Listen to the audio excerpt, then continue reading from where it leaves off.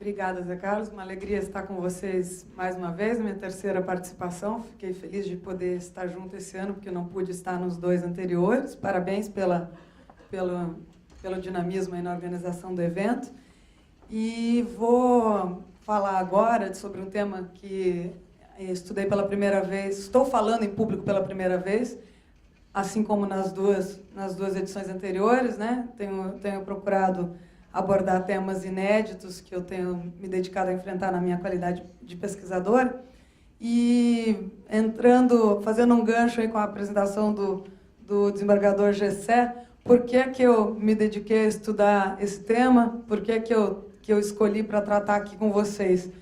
A sequência, uma palestra que enfrentou o tema da sustentabilidade, foi uma feliz aí, coincidência, né, com essa inversão do momento do painel, porque, na realidade, a relevância desse tema se coloca a partir do momento que nós temos a constatação de que quase toda a nossa atividade econômica passa, de uma forma ou de outra, pelo sistema financeiro. Quase todas as atividades econômicas são financiadas ou pelo crédito ou pelo mercado de capitais. No caso brasileiro, o mercado de capitais não tem uma importância tão grande quanto Estados Unidos e Europa Ocidental, por exemplo, mas tem uma importância para grandes empreendimentos, tem uma importância relevante, e o crédito tem importância para grandes e pequenos empreendimentos, sem os quais, muitas vezes, a atividade econômica ficaria impossibilitada de se desenvolver.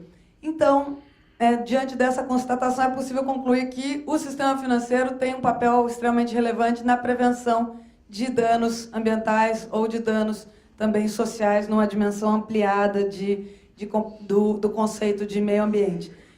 E o tema tem chegado à área jurídica, na verdade, não num foco de prevenção, não chegou à área jurídica inicialmente no foco de prevenção, mas agora vem sendo ampliado nesse sentido, mas chegou daquela forma que a gente está acostumado, infelizmente, ainda, chegou a partir do momento em que se precisou definir em que medida seria possível envolver ou não as instituições financeiras na reparação de danos ambientais já consolidados, já verificados, né? Esse tema tem chegado aos tribunais cada vez mais, já chegou ao Superior Tribunal de Justiça, não ainda tendo nenhuma instituição financeira como parte na ação, mas já chegou nos fundamentos de decisões que são consideradas paradigmas nessa matéria, proferidas pelo ministro Herman Benjamin, que é a maior autoridade em direito ambiental e direito do consumidor no Superior Tribunal de Justiça, e foi por isso que muitos operadores do direito começaram a se interessar por ela, foi também assim que eu comecei a me interessar por ela,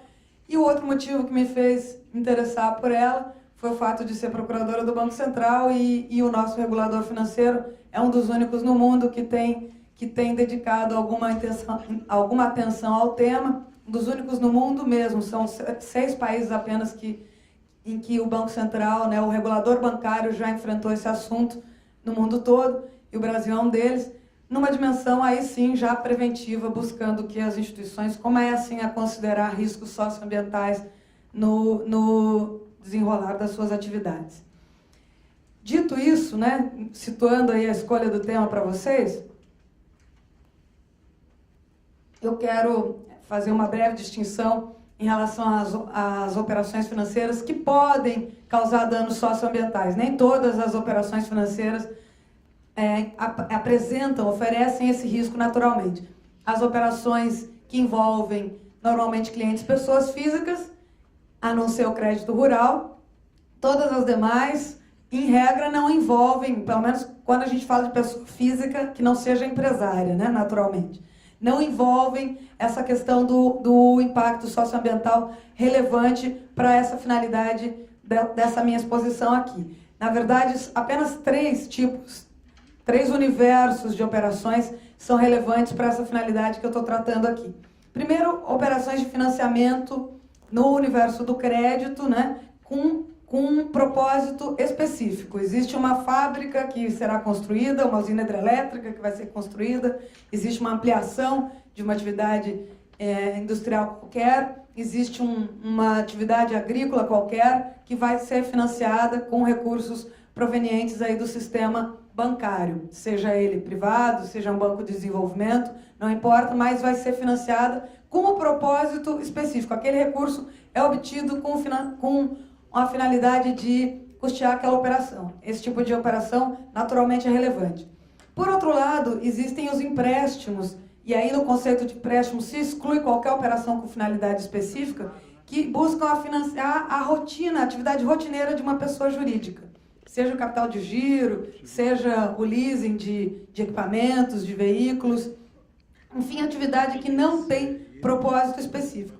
E, por último, existe o financiamento de atividades econômicas via mercado de capitais, que é a chamada atividade de investimentos em oposição à operação de crédito. Essa também é relevante para fins de impactos socioambientais. É desse tipo de atividade que a gente vai tratar aqui, e em relação a cada uma delas, é evidente que o grau de responsabilidade das instituições financeiras envolvidas é diferenciado. Pensando do ponto de vista das instituições financeiras, então, quais os riscos que se colocam quando elas se dispõem a integrar essa variável nas suas decisões de financiamento da atividade econômica? A gente pode agrupá-los em 3 categorias. Primeiro, sendo que as duas têm muito em comum, né? Nas duas primeiras, você tem aí a inadimplência, né? Você tem o default, o não recebimento do crédito, em razão de fatores socioambientais. Na primeira delas, você teria, inclusive, uma garantia para a operação, é o mais comum em toda grande operação, mas também em pequenas operações, o oferecimento de um bem em garantia. E se esse bem oferecido em garantia, em razão da sua própria contaminação, ou de ilícitos que sobre ele se verifiquem, como a inexistência da reserva legal, ou a falta de preservação de uma área de preservação que deveria ser de preservação permanente, como encosta de morros, margens de cursos hídricos, etc. Se esse bem tiver perda de valor, na verdade, aquela garantia que ele buscava conferir à operação de crédito não se concretiza. No momento de se executar aquela garantia, na verdade, se percebe que o risco de recomposição da situação ambiental em razão da irregularidade que pesa sobre aquele bem, muitas vezes até supera o valor inicialmente estimado e sequer vale a pena executar essa garantia e a inadimplência se consuma, a perda do crédito se concretiza.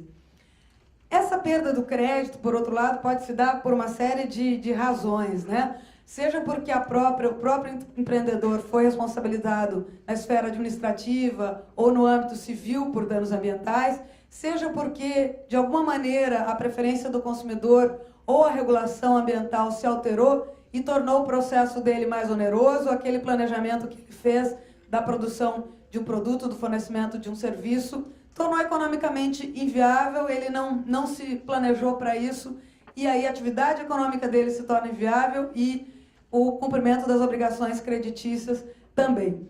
O tipo de operação em que isso é mais elevado, eu estou preocupado aqui com o tempo, né? Estou feliz aí que vocês não desistiram do nosso painel por conta do horário de almoço, então estou bem focada no tempo, mas eu não posso deixar de falar do tipo de operação em que isso é mais relevante. Operação de Project Finance, por exemplo, que é comum para o financiamento de usinas hidrelétricas e outras obras de infraestrutura, mas produção de energia elétrica é a mais relevante. Na verdade, se houver um fator qualquer que inviabilize a atividade econômica depois de iniciada a operação, esse é o tipo de empreendimento que se financia com os recursos decorrentes da própria operação. Ele já é estruturado dessa maneira. Então, se o banco, né, se a instituição financeira não atentar de uma maneira muito detalhada para os riscos socioambientais, simplesmente a operação não vai gerar receita e ela fatalmente não irá receber o seu crédito, né? Isso pode ocorrer em outro tipo de operação também? Pode, mas no Project Finance a operação já é estruturada assim, o pagamento só começa a ocorrer com a geração de receita, né? E então a gente tem essas duas situações no âmbito do crédito e no âmbito do mercado de capitais. Posso exemplificar com o caso lá da Samarco, né? Ocorrido há quase um ano. No curso de 5 dias depois daquela tragédia, as ações da Vale e da BHP Billiton caíram 1/3, perderam 1/3 do seu valor no mercado de capitais em razão do ocorrido, né? Então, isso também revela uma perda para investidores de qualquer natureza, seja a pessoa física que investe em ações, seja o fundo de pensão que investe em ações, enfim, qualquer um que fosse detentor daqueles títulos e não tivesse previsto esse grau de risco e tivesse investido pensando que havia ali uma gestão ambiental adequada, que se revelou que não acontecia, né? Bom, e o que nós temos no direito brasileiro já definido a respeito desse assunto? Quem conhece um pouquinho de direito ambiental sabe que a regra em matéria ambiental na esfera civil é de responsabilidade objetiva. Responsabilidade que prescinde de culpa para a sua verificação. E sabe também que a nossa Lei 6938, a lei básica que traz as diretrizes da Política Nacional do Meio Ambiente, ela estabeleceu o conceito de poluidor numa dimensão direta e indireta. Ela considera poluidor aquele que degrada direta ou indiretamente o meio ambiente, e dentro desse conceito de poluidor indireto é que se pode certamente alcançar as instituições financeiras. Essa mesma legislação, em relação às instituições financeiras públicas, ela vai além e estabelece que elas não podem deixar de levar em conta a variável ambiental nas suas decisões na concessão de crédito. Então, ela dispõe no artigo 12 que a aprovação de qualquer operação de crédito por esse tipo de instituição deverá estar condicionada ao licenciamento e ao cumprimento das normas, dos critérios e dos padrões pedidos pelo Conselho Nacional de Meio Ambiente. Em suma, deverá haver licenciamento e deverá haver regularidade do ponto de vista ambiental. No outro dispositivo está previsto também que a constatação de infrações ambientais traz como uma das suas consequências, além das penalidades administrativas e da responsabilidade civil, etc., a perda ou suspensão de participação em linhas de financiamento em estabelecimentos oficiais de crédito. Isso é o que já está claro para as instituições financeiras públicas. Por outro lado, o Superior Tribunal de Justiça, mais de uma vez em processos, tendo como relator o ministro Herman Benjamin, afirmou, né, que para fim de apuração do nexo de causalidade no dano ambiental, equipara-se quem faz, no caso quem polui, quem degrada o meio ambiente, quem não faz quando deveria fazer, e aí existe um risco muito grande, naturalmente, de inclusão dos órgãos que têm o poder de polícia em matéria ambiental, certo? Mas também das instituições financeiras que poderiam ou deveriam ter diligenciado, ter exigido a apresentação da licença ambiental, ter verificado se essa empresa destinatária do crédito, ela tinha uma ficha limpa ambiental, digamos assim, qual era o histórico dela em relação ao cumprimento da legislação ambiental, quem deixa fazer, quem não se importa para que façam, e ainda bem direcionado para as instituições financeiras, quem financia para que façam e quem se beneficia quando outros fazem, até porque a instituição financeira busca lucro através das atividades de crédito. Então, quando essa decisão foi proferida, quando essas decisões foram proferidas há cerca de 5 ou 6 anos, um grande sinal vermelho aí se acendeu para o mercado financeiro, no sentido de estar subentendida a sua inclusão nessa cadeia de responsabilidade, e de uma responsabilidade que, em tese, de acordo com a dicção literal da lei, é uma responsabilidade objetiva. Falei para vocês que, numa dimensão ampliada do conceito de meio ambiente, é possível incluir aspectos sociais, né? Existem autores que já se dedicaram a destrinchar esse conceito, que vai muito além do conceito de meio ambiente natural que vem à nossa mente num primeiro momento, né, de proteção da fauna e da flora, de proteção dos cursos hídricos, de proteção da biodiversidade, da qualidade do ar, do solo, etc.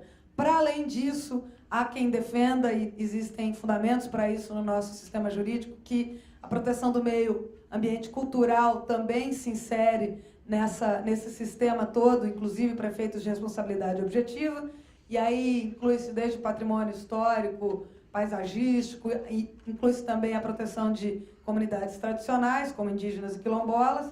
Existe também a inclusão do meio ambiente artificial e existe também a inclusão do meio ambiente do trabalho, leia-se saúde e segurança dos trabalhadores.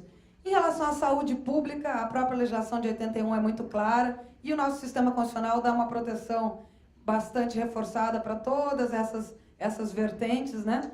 E aí resta indagar, como já fizeram alguns estudiosos antes de mim, estudiosos do tema antes de mim, qual é o regime de responsabilidade civil, portanto, numa dimensão ampliada ou não do dano ambiental, para as instituições financeiras, já que elas são poluidoras indiretas quando sejam financiadoras de uma atividade econômica que venha a causar dano ambiental. O primeiro dos autores que tratou disso, ele é um promotor de justiça, Alexandre Raslan, e o Rômulo Sampaio, que é professor aqui da FGV Rio, ele é advogado de algumas instituições financeiras, e só por isso vocês já podem concluir que as respostas de ambos são bastante distintas. Raslan propõe que o legislador não faz nenhuma diferença, portanto, o poluidor indireto responde da mesma maneira que o direto, com a mesma amplitude. Rômulo Sampaio propõe que ele não desenvolve a mesma atividade nessa cadeia de atividade econômica e, portanto, sendo indireto, o regime de responsabilidade deveria ser distinto. Eu concordo com a questão da distinção em relação ao regime de responsabilidade para o poluidor indireto, já adianto, né? Trabalho para o regulador bancário, não tem interesse tão direto no tema como os dois colegas que o examinaram antes de mim, mas, por outro lado, me parece interessante nessas correntes todas que examinaram o tema, que ninguém ousou afirmar que a responsabilidade das instituições financeiras, por serem poluidores indiretas, ela não é, na verdade, objetiva. Não existe como ela ser objetiva. Não existe como deixar de examinar o grau de responsabilidade de uma instituição financeira sem examinar qual foi o grau de diligência que ela teve ao decidir ou não financiar essa atividade econômica, né? Então é interessante notar que o Rômulo Sampaio, essas duas autoras também aqui do Rio, essas duas autoras, não, essa autora Ana Lucia Esteves Grise e outras que examinaram o assunto também aqui do Rio, elas exigem que se comprove a violação de um dever por parte da instituição financeira, mas afirmam que isso é responsabilidade objetiva. De acordo com o que nós sempre estudamos em direito administrativo, em direito civil, se é exigida a violação de um dever, é evidente que a responsabilidade é subjetiva. E, na realidade, quando se exige a violação de um dever, existe uma omissão, e como toda responsabilidade por omissão, com Celso Antônio Bandeira de Mello, nesse tema, não é possível imaginar que essa responsabilidade não seja subjetiva, que não exista necessidade de previsão prévia em alguma norma. A instituição financeira jamais será aquela que exerceu diretamente a atividade que causou o dano ambiental, mas ela pode ser omissa no seu grau de diligência. Então, a responsabilidade claramente é uma responsabilidade por ação e se baseia no descumprimento de deveres de diligência, né? Já me encaminhando para a parte final da minha exposição, então, a minha proposta é de elencar alguns elementos para a caracterização dessa responsabilidade específica, que partem dos elementos tradicionais da responsabilidade civil, mas pela situação de poluidor indireto tem que agregar algo mais, né? E criar daí parâmetros para a identificação de critérios para identificação do grau de satisfatoriedade, digamos assim, do exercício desse dever de diligência da instituição financeira. Para além do dano social ou ambiental, que existe em toda situação que pode caracterizar o dever de indenizar, e do nexo de causalidade entre a atividade econômica e o dano, é preciso identificar, no caso concreto, se existe também o nexo de causalidade entre a atividade de financiamento e a realização da atividade econômica. Por isso que naquele financiamento específico, é evidente que o nexo de causalidade é indiscutível, e na atividade rotineira o nexo de causalidade é discutível. E aí, de acordo com esse com esse nexo de causalidade, é que se vai exigir um maior ou não dever de diligência. Por exemplo, num empréstimo para capital de giro que seja, é ou não possível verificar se aquela empresa tem uma licença ambiental, se ela tem licença para operar. Isso é possível para qualquer tipo de operação. Agora, verificar um plano de gestão de resíduos específico, uma determinada atividade que vai ser realizada dali para frente, isso só vai se exigir, por exemplo, em relação a uma operação específica, uma atividade de financiamento, não um mero empréstimo. E quais são, então, os parâmetros para aferir esse dever de diligência? Quando existe a previsão clara, como aquela da 6938, ali está claro que deve ser aferida a licença ambiental, a exigência de uma licença ambiental válida, a presença ou não de infrações administrativas ambientais anteriores, ou, enfim, em grau de publicamente apuradas naquele momento em que a operação está sendo analisada. Quanto a isso, não há dúvida, quando já existe essa previsão. Mas, por outro lado, a gente tem normas como a Resolução 4327 do Conselho Monetário Nacional, de 2014, que trazem apenas aí a exigência de um sistema de gerenciamento de riscos socioambientais por parte das instituições financeiras, de acordo com a proporcionalidade do risco, de acordo com a relevância da atividade econômica, a relevância também da operação. Como apurar se isso é não razoável no caso concreto, né? Primeiro, partindo do básico, verificação de licenças e autorizações válidas. Digamos que em qualquer operação de financiamento para pessoa jurídica, uma verificação como essa é de ser exigida. É uma informação publicamente disponível, não exige grande complexidade para a sua obtenção. Então, é o grau mínimo para se exigir das instituições financeiras. A verificação dos antecedentes, principalmente quando essas informações estão acessíveis, muitas vezes online, o Ministério Público, tanto federal quanto em grande parte dos estados, disponibiliza online informações sobre inquéritos civis e ações civis públicas ajuizadas envolvendo questões de direitos difusos em geral, o que inclui a matéria ambiental. Então, é algo muito simples de ser verificado pelas instituições financeiras. Outro critério relevante: o compromisso que as instituições financeiras assumam com normas de autorregulação em matéria ambiental ou socioambiental. Desde 1995, a gente tem no direito brasileiro Protocolo Verde, em que instituições financeiras se comprometem a não financiar atividades econômicas que degradem o meio ambiente. Fazem todo um marketing quanto a isso e nem sempre isso se revela na alteração de procedimentos internos para minimizar o risco de dano socioambiental. Então, o fato dela assumir esse compromisso deve ser apurado e o fato de ela cumprir internamente esse compromisso também deve ser apurado. O fato de ela assumir esse compromisso ou não, à luz da realidade de mercado, das melhores práticas de mercado, também deve ser apurado. E também o grau de detalhamento, o grau de aprofundamento das suas normas internas, dos seus manuais e do controle da implementação dos seus manuais em relação às boas práticas de mercado também deve ser apurado. Em relação ao tipo de operação, eu já falei para vocês, né? E, claro, para concluir, no caso concreto, deve-se examinar como é que foi realizada a avaliação de risco socioambiental para aquela operação, em que tipo de informação foi solicitada da empresa, que tipo de estudo técnico foi realizado e se as conclusões dessa avaliação socioambiental foram adotadas ou não no momento de decidir que o financiamento seria concedido. É muito comum que dessa avaliação de risco socioambiental se verifique a necessidade de impor condições de adequação do empreendimento. Em outras situações, o risco é tão elevado que a área de avaliação de risco socioambiental não recomenda a concessão do crédito, mas ela não costuma ter poder decisório nessa seara, ela costuma ter poder apenas de recomendar. Se apurar no caso concreto que houve essa identificação do risco socioambiental e a instituição decidiu conceder o crédito, ainda assim, é claro, vocês podem imaginar que o grau de exposição dela a um risco de responsabilização jurídica é muito maior. Se ela monitorou também o cumprimento das cláusulas socioambientais presentes no contrato, isso é um critério, né? Se houve esse tipo de cláusula no contrato, isso é um critério absolutamente relevante.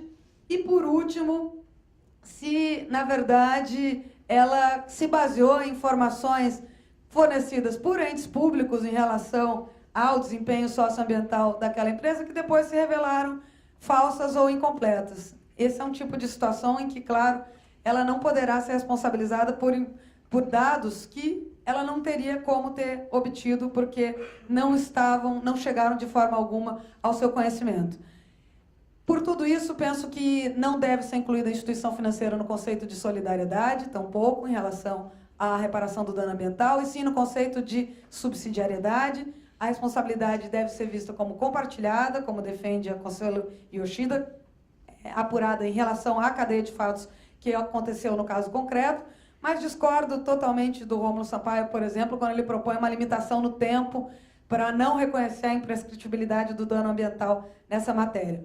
Por último, é importante, esse é o último slide, obrigada pelos 2 minutinhos a mais, é importante reconhecer que, em relação a esse tipo de matéria, informações em relação à avaliação do risco socioambiental, não se deve reconhecer a incidência de normas sobre sigilo bancário, porque a matéria envolvida aqui não é matéria compreendida no sigilo empresarial, não é matéria compreendida na privacidade, na intimidade da empresa que está sendo financiada, é uma matéria de interesse público e, portanto, não deve ser adotada a interpretação de que sobre ela se aplica o sigilo bancário. Obrigada, Zé Carlos, obrigada.